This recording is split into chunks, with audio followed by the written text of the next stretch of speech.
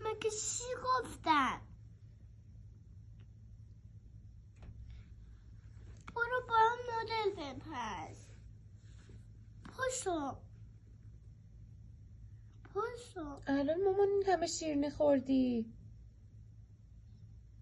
دیگه الان اینو دستن تو میدم. خب تو معدت باشه که جا نداری.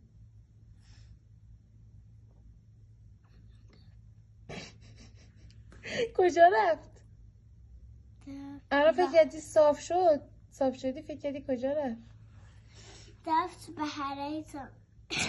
الان تو معدت پره، سیرم هستی. الکی هم حرف نزن. پشت برو بخواب. بودو ببینم. همینجا میخوابی؟ برو نودل بخر. بخر؟ برو نودل بخر؟ بپز بخورم.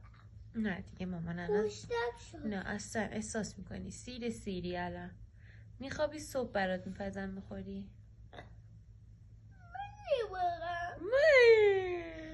نمیبرم تو خب همینجا بخواب. رو زمین بخواب.